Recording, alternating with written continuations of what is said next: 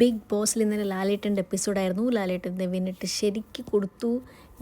കുറേ നിലവിളിച്ച് അങ്ങനെ കുറേ വഴക്ക് പറഞ്ഞാലോ, പക്ഷേ എന്നാലും നൈസായിട്ട് ലാലേട്ടൻ ചോദിച്ചു എന്താണ് നെവിൻ്റെ പ്രശ്നം, എന്തൊക്കെ കാണിച്ചിട്ട് ആൾക്കാർ നെവിനെ ഇഷ്ടപ്പെടണമെന്നൊക്കെ തോന്നുന്നുണ്ടോ, ആ തോന്നലൊക്കെ വെറുതെയാണ് നിങ്ങൾ അങ്ങനെയൊക്കെ പറഞ്ഞു കൊടുത്തു. ഇൻഡയറക്റ്റ്ലി നല്ലപോലെ പറഞ്ഞു കൊടുത്തു. അതായത് ഇത് ചെയ്തിട്ട് വലിയ ആളാവുമെന്നൊന്നും വിചാരിക്കേണ്ട, അങ്ങനെ അല്ല വെളിയിൽ നിന്നൊക്കെ. അപ്പം നെവിൻ കുറേ ഈ പ്രശ്നം നെവിൻ്റെ കൊഞ്ചിലും കാര്യങ്ങളൊന്നും ഉണ്ടായിരുന്നില്ല. കാരണം നെവിൻ അറിയാം ഈ പ്രശ്നം ശരിക്കും നെവിന് കിട്ടുന്നു. അപ്പം നെവിൻ പരമാവധി കൊഞ്ചലൊക്കെ ഒഴിവാക്കി. കാരണം ഈ സമയത്ത് കൊഞ്ചി കഴിഞ്ഞാൽ ഈ ഇരട്ടി കിട്ടുന്നത് നെവിനറിയാം. അതുകൊണ്ട് നെവിൻ നല്ല ബുദ്ധിപരമായിട്ട് നല്ല എന്താ പറയുക ഒതുക്കോ നല്ല മാന്യമായി അവിടെ നിന്ന് കേട്ടിരിക്കുമായിരുന്നു എല്ലാം.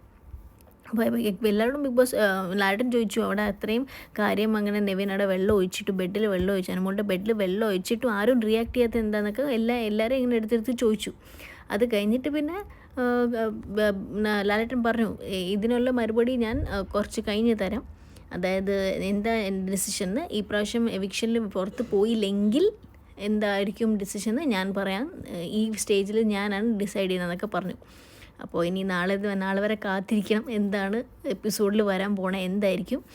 പിന്നെ അത് കഴിഞ്ഞ് ഇടയ്ക്ക് പിന്നെ കുറച്ച് മൊമെൻ്റ് ഒന്ന് ലൈറ്റാക്കാൻ വേണ്ടിയിട്ട് അനീഷും അനുമോളിൽ എന്താ പറ്റിയിട്ടുള്ള മറ്റേ ക്രഷിൻ്റെ കാര്യം, പിന്നെ അനുമോൾ ഉല്ലാസയാത്ര ടാസ്കിൽ അനീഷിൻ്റെ നരയൊക്കെ എല്ലാ നരയും പറിച്ചു കളഞ്ഞു എന്നാണ് അനുമോൾ പറയണത്.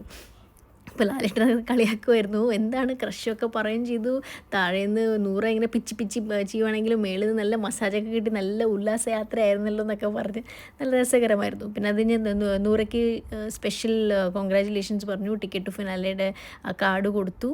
അപ്പോൾ നല്ല എൻഡ് ഓഫ് ദ എപ്പിസോഡ് നല്ല ലൈറ്റ് ഫണ്ണായിട്ട് തോന്നി.